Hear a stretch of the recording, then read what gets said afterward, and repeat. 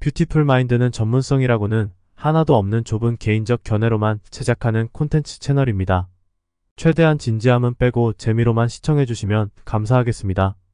오늘은 대한민국 현재 청소년들의 진로에 대한 고민과 관련하여 본인의 작고 편협한 생각을 나눠보고자 한다.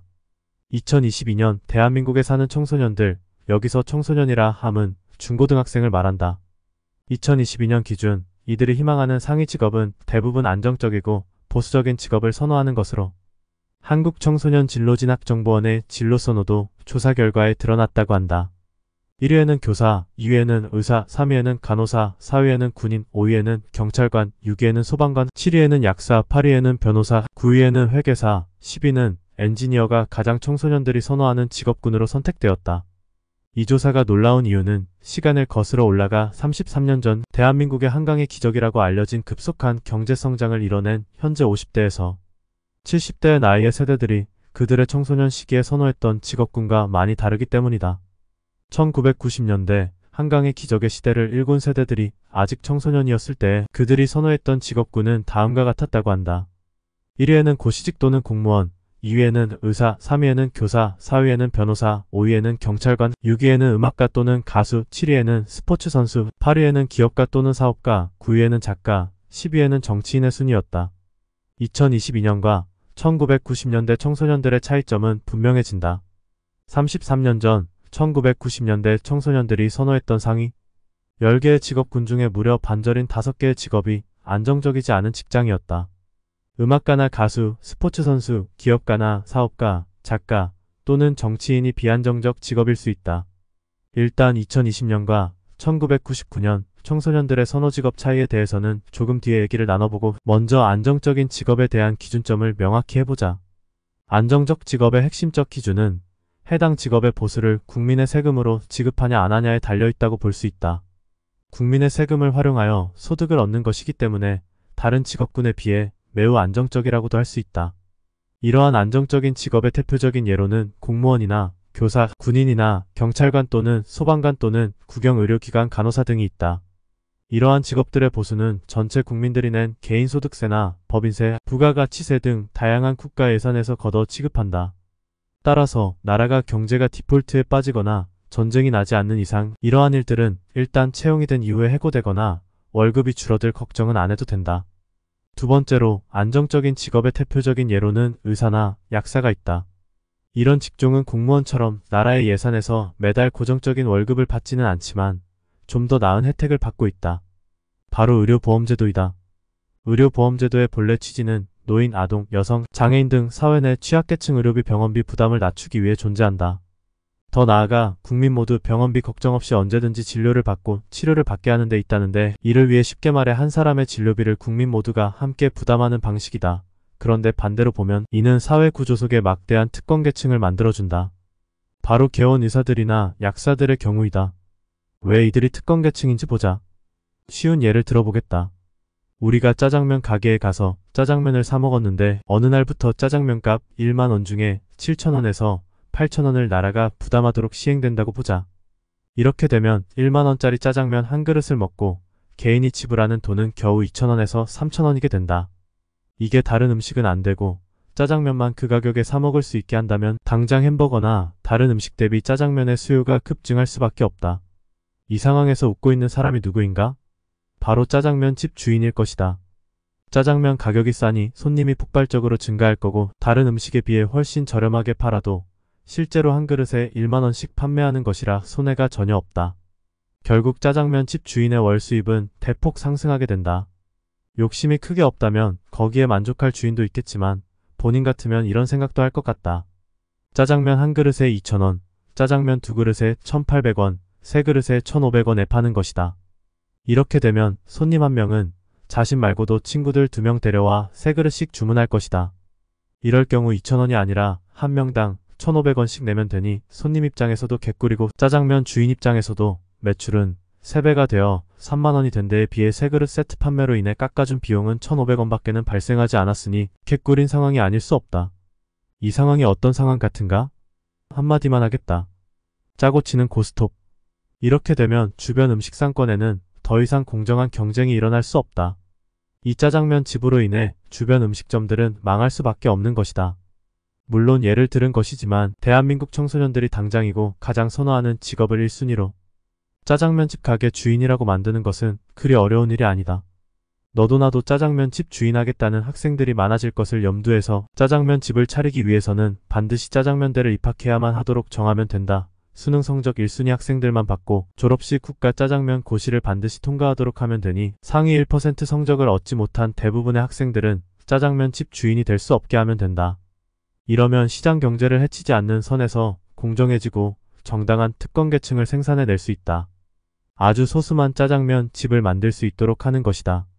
아무나 될 수는 없다 해도 청소년들은 짜장면집 주인이 되는 것을 포기하지 않을 것이다. 일단 되면 특권 혜택이 엄청나기 때문이다. 그런데 이런 특권계층의 존재가 대한민국에게 과연 필수적인 것일까? 다시 돌아와 위 예를 현재 대한민국 의료 시스템 상황과 비교하자면 위에서 말한 짜장면은 의료 서비스이고 짜장면집 가게 주인은 의사들이 되겠다. 이는 실로 엄청난 특권계층의 탄생이 아닐 수 없다. 이들은 국민들의 세금으로 자신의 배를 불리게 되고 그것이 적용되는 매출에 제한도 없다. 아주 소수만 의사가 될 수 있도록 숫자를 제한해버리기 때문에 일단 의사가 되고 나면 신호등 및 속도 제한이 없는 독일의 아우토반의 도로에서 고속주행을 하는 느낌으로다 매일 자유로운 근무 환경을 만끽할 수 있다. 2023년 대한민국의 평균 근로소득은 월 332만원이라고 한다.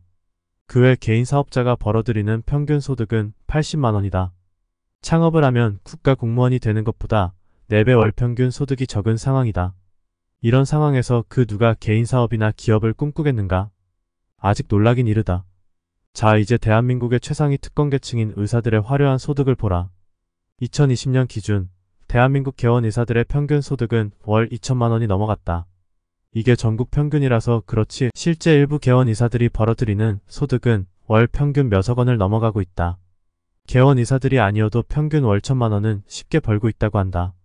더 놀라운 건 의사들의 평균 소득 수준은 매년 100만원씩 상승하고 있는데 이런 상승 기조를 유지한다면 2033년 개원 의사들의 평균 소득은 월 3천만원을 넘어설 것이다.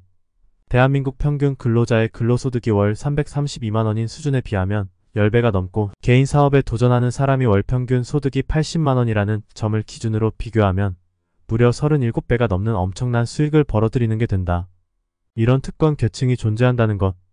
이것은 반드시 특정 사회 내 소득의 불균형 및 불공정성을 초래하게 된다. 더 웃긴 건 의사고시의 합격률에 있다. 2023년 87회 의사 국가고시의 합격률은 무려 94.7%나 된다. 같은 해인 올해 대학 입시에 합격한 학생이 전체 80.3%에 불과한 것에 비교하면 엄청나게 높은 합격률이다. 잠깐 생각해보자. 당신이 2024년에 대학에 입학하기 위해 준비 중인 고3 수험생이라면 평균 근로소득의 10배이고 평균 창업소득의 37배의 월 소득을 벌어들이는 의사국가고시의 합격률이 94%나 되는데 굳이 월 평균 소득이 10배나 낮고 월 창업소득이 37배나 낮은 직업을 위해 대학을 가고 싶은 마음이 들겠는지 말이다. 더구나 대학 평균 입학률이 의사고시 평균 합격률보다도 낮은 말도 안 되는 상황을 마주하게 된다면 당신 이런 구도의 경쟁을 부추기는 사회에 대해 어떤 감정과 생각이 들겠는가? 공정하고 정의로운 사회라고 생각이 들겠는가? 정반대일 것이다. 요즘 인기 있는 나는 솔로라는 프로그램을 보면 참가자 중에 죄다 의사들이 인기라고 느끼는 것은 나뿐일까? 그럼 그들이 실제로 똑똑하고 고도의 지능을 가진 사람들일까? 일반인들과는 뭔가 차별적인 지능을 가진 이들일까? 절대 아닐 것이다. 의사고시의 합격률이 94.7%나 되는 것만 봐도 알 수 있다. 합격률이 이렇게 높은 의사고시를 통해서 현재 대한민국은 어떤 고급 인재를 선별하고 있는 것일까? 본인은 본래 인간이 가진 지능은 지역과 인종, 학력이나 환경적 변화와는 무관하게 거의 비슷한 지능을 가졌다고 생각한다. 따라서 굳이 선별적 의대 입학을 통한 의사국가고시라는 것을 만들어서 소수의 특권계층을 만들어내는 것보다도 누구든지 응시할 수 있고 맘만 먹으면 누구나 의사가 되어 개원을 할 수 있는 환경을 만들어야 한다. 또한 특권의식이 대폭 줄어들도록 일반 환자의 건보료의 상당 부분을 이를 국민의 세금이 아닌 개원 의사들에게 일부 부담하게 하는 식으로 나가야 한다. 건보료 적용으로 다른 직업에 비해 짧은 시간 안에 쉽게 많이 버는 만큼 훨씬 더 높은 세금을 내도록 하는 것이다. 의사고시의 문턱을 낮추게 되면 사회 내 종사하는 의사들의 숫자는 지금보다 훨씬 많아지게 된다. 과잉 진료도 줄여 건보제 정부담도 획기적으로 줄일 수 있다고 본다. 과잉 진찰이 많아지면 많을수록 개원 의사들 스스로가 부담해야 하는 비용이 많아지기 때문에 스스로 과잉 진료를 하지 않도록 하는 것이다. 이로써 일반 환자들이 받는 의료 서비스의 양적, 질적, 성장 모두 개선될 수밖에 없다.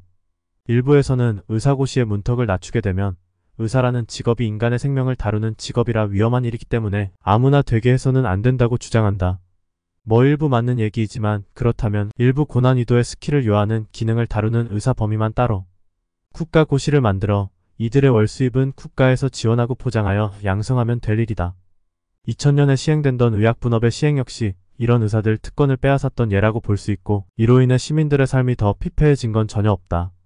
오히려 나아졌으면 더 나아졌지. 다시 얘기를 돌려서 2020년과 1999년 청소년들의 선호직업 차이에 대해 마저 얘기를 나눠보자. 1990년의 청소년들은 비안정적 직장이라 할 수 있는 음악가나 가수, 스포츠 선수, 기업가나 사업가, 작가 또는 정치인을 선호하는 직업군으로 꼽았다. 이로 인해 33년이 지난 대한민국은 어떻게 변했을까? 2021년 대한민국은 UN 무역개발회 무역개발이 사회에서 아시아와 아프리카 국가들로 구성된 그룹어에서 대부분 유럽 국가나 북미 국가들로 이뤄진 32개의 선진국가로 이뤄진 B그룹으로 자리를 옮기게 되었다. 이는 UN 무역개발회의가 설립된 1964년 이후 개도국 어그룹에서 선진국 B그룹으로 격상된 유일한 국가라고 한다. 1970년대에서 1990년대 사이에 청소년들이 비안전 직장을 선호하던 시기에 대한민국의 연평균 경제성장률은 8%에서 9%에 달했다. 2022년 기준 대한민국의 연평균 경제성장률 2.6%에 비교하면 33년 전 청소년들은 대한민국의 엄청난 고도의 경제성장을 이뤄냈다. 이번에는 출산율을 비교해보자. 출산율이란 여성 한 명당 평균적으로 아이를 낳는 수를 의미한다. 출산율이 낮아질수록 출생자의 숫자가 감소하는 것이다.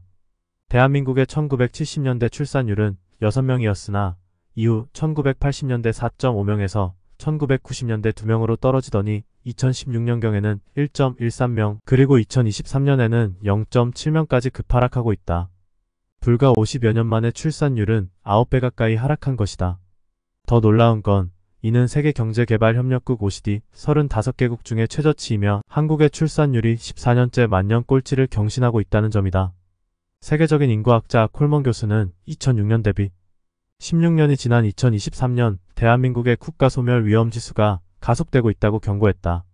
이런 저출산 기조가 지속되는 경우 지구상에서 가장 먼저 소멸하는 국가가 된다는 내용의 암울한 대한민국의 미래도 예측도 덧붙였다. 콜먼 교수는 이러한 한국의 저출산 기조의 핵심적 문제는 과도한 경쟁 중심의 교육 환경에 있다고 했다. 다시 돌아와 이 영상을 시청 중인 당신이나 또는 당신의 아이가 현재 청소년이라고 한다면 이런 점을 생각해보면 좋겠다. 1990년대 청소년들은 대부분 비안정적인 직업을 선호했다.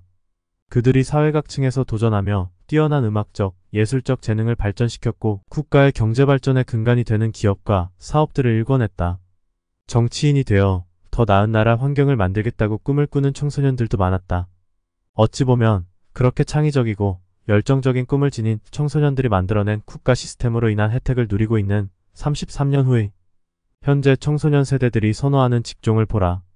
상위 10개 선호 직종 중에 엔지니어를 제외한 나머지 9개의 직종이 모두 국가의 세금으로 월급을 받는 국가공무원 또는 의료보험제도를 이용해 국가의 세금으로 보통 근로자와 창업자들 대비 수십 배의 고소득을 올리는 의사나 약사와 같은 특권층 또는 변호사와 같은 고소득의 직업군으로 채워져 있다. 과연 이런 마음 상태의 현재 미래 세대들이 앞으로 33년 뒤 더 나은 대한민국을 만들어낼 수 있을까? 기회는 평등하고 과정은 공정하며 결과는 정의로운 사회를 만들자고들 한다. 그런데 그런 사회가 온통 이권과 기득권으로 온갖 혜택을 받는 특권층이 되고자 줄을 서는 청소년들로 가득 차 있다고 한다면 과연 그런 정의로운 사회 구현이 정말로 실현 가능한지 의문을 가져야 한다. 말만 그런 사회를 만들자고 하지 말고 사회를 병들게 만드는 이런 이권과 기득계층의 기득권과 특권의 권리를 줄여나가는 데 집중해야지만 청소년들이 이런 직업군을 선호하지 않게 된다. 돌려 말하지 않겠다. 대한민국에는 국가공무원이나 고소득을 올리는 개원이사와 같은 특권계층의 수를 대폭 줄여나가야만 희망이 있다. 그들의 수를 줄이려면 이를 강제할 수 없기 때문에 그들이 받는 특권과 혜택을 줄여야 한다. 그러나 이걸 시행하는 곳이 국회이다. 국회는 국민으로부터 정기적으로 표를 받아야 들어갈 수 있는 곳이다. 아이러니하게도 아무리 나라를 위한 좋은 정책도 일관되게 시행될 수 없게 만들어지는 원인은 현 대한민국의 불완전한 국민투표 시스템에 있다. 예를 들어 국회의원은 다음 선거에서 또 표를 받아 자신의 집권을 연장하기 위해 표를 주는 특정 집단과 단체의 줄을 서야만 하고, 따라서 표가 떨어지는 행동은 절대로 하지 않는다. 이렇듯 국회의원이 일부 국민층으로부터 정규적으로 표를 얻어야만 4선이든 5선이든 아주 오랫동안 집권할 수 있게 되는 것이다. 올바른 정치인이 아니라 자신을 뽑아주는 특정 국민층만을 위한 포퓰리즘식 정치를 할 수밖에 없는 구조인 것이다. 이런 정치 시스템으로는 미래의 국가의 소멸위기로부터 대한민국을 살려낼 혁신적인 제도와 법안을 만들어낼 정치인이 탄생할 수 없다. 현재 정치인들은 개원이사들과 별반 다름없는 상위 1%의 특권계층이고, 이들은 자신들이 받는 혜택과 기득권을 목숨처럼 생각한다. 결국 의사들의 매출 증대를 위한 과잉진료와 가치, 정치인들은 과잉정치 일명 포퓰리즘 정치를 통해 자신들의 집권에 대한 표심을 확보하고 정권을 연장하는 것에만 정치적 목적을 가지게 된다. 결과적으로 이런 사회의 미래는 암울할 수밖에 없다. 문제는 2023년 청소년들이 마주하는 대한민국의 사회는 이런 사회라는 점이다.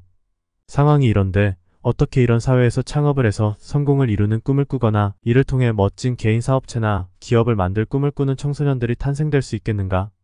이미 돈이 되는 모든 영역에서 자리 잡은 불공정 특권계층이 자신들의 배를 불리며 새로운 기회들을 제거해 나가는 사회 구조 내에서 그 누가 창의성과 다양성에 자신의 인생을 걸고 도전하겠는가? 그런 의미에서 본인은 지구상에서 가장 빠르게 소멸해가는 대한민국이란 국가의 가장 시급한 과제로 정치 시스템의 대변화와 대통령 연임제의 도입이 필요하다고 본다. 무분별한 포퓰리즘 정책 남발로 인해 국가에는 다수당이 국회를 지배하게 될 수 있다. 이게 진보냐 보수냐를 떠나서 이러한 정치 구도는 너무나도 막중한 국가의 정책 방향과 법률 제정의 고유한 결정 권한을 극도로 편향된 정책과 포퓰리즘을 남발하는 특정 국회 다수를 차지하는 정치 집단에게만 갖도록 할 수도 있다. 이런 상태는 매우 심각한 사회적 문제점을 야기시킬 수 있다. 해당 다수당을 지지하는 특권층 계층의 국민들의 지속적인 지지와 표심만을 고려하는 다수당 정치 세력이 언제든지 탄생할 수도 있는 환경인 것이다. 따라서 대통령의 거부 권한은 이러한 편중된 다수당이 국회를 차지했을 때 이를 저지할 수 있는 국가의 남은 유일한 안전장치라고 할 수 있다. 특정 당이 국회 다수를 차지하더라도 대통령이 거부권을 행사하면 해당 다수당이 다수결로 밀어내고자 하는 포퓰리즘 정책이 국회로 다시 돌아와 표결을 거쳐야만 한다. 이때는 과반이 아니라 출석위원회 3분의 2 이상이 찬성해야지만 통과가 되기 때문에 아무리 다수당을 차지하고 있다고 하더라도 포퓰리즘 정책을 더 이상 함부로 펼 수 없게 하는 일종의 정치적 제동장치를 갖게 되는 것이다.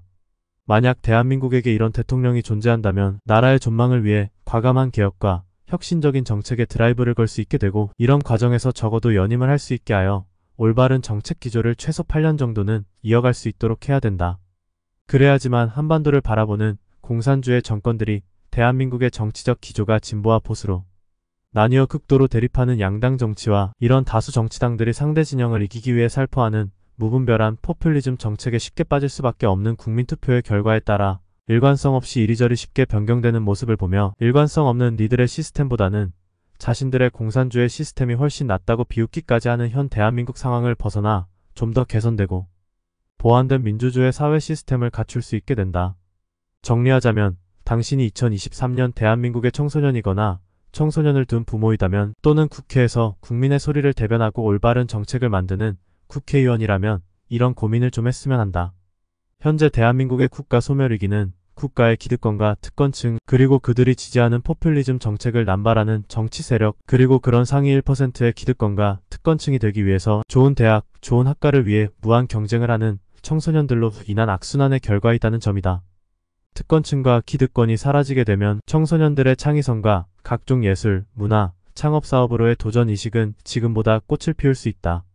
실현 가능성이 없는 얘기지만 본인은 대한민국 내 세계시장과 무대를 향해 도전하여 꿈을 이루기를 희망하는 청소년들이 아직 많이 있다고 믿고 있다. 그리고 힘든 상황에서도 최선을 다하는 그들의 모든 창의적 도전에 박수를 보내고 싶다. 33년 전에는 대한민국 국민 누구나 열심히 살고 용감하게 도전하는 시대였다. 현 2023년의 청소년들은 창의적이고 혁신적인 일에 도전하고 세상에 없는 서비스와 제품을 만들어 팔아야 하는 시대이다. 그렇게 도전하는 이들을 국가가 사활을 걸고 인큐베이팅하고 한 개인의 도전에 따른 실패를 국민이 함께 부담하고 고통을 분담하는 창업도전보험도 제공되면 좋을 것이다. 대만 정부의 반도체 산업진흥법과 연구개발자금 지원 정책이 좋은 예다. 반도체 산업에 도전하는 기업의 연구개발 비용 상당 부분을 정부가 지원하고 있다. 대한민국에 인재가 없는 것이 아니다. 기득권과 특권층의 수가 너무나도 늘어나고 있고 그들이 배를 불리는 동안 다른 다수의 국민들의 마땅히 가져야 할 평등한 기회와 공정한 과정과 정의로운 결과는 소외되었기 때문에 더 이상 이런 불공정한 시스템에서 자율적인 경쟁 구도의 안에서 버티고 싸워보고자 하는 새로운 세대들의 투쟁 의지가 꺾여버린 것이다. 이 채널의 두 번째 내용으로 2023년 대한민국 청소년의 진로에 대해 작고 보잘것없는 생각을 나눠보았다.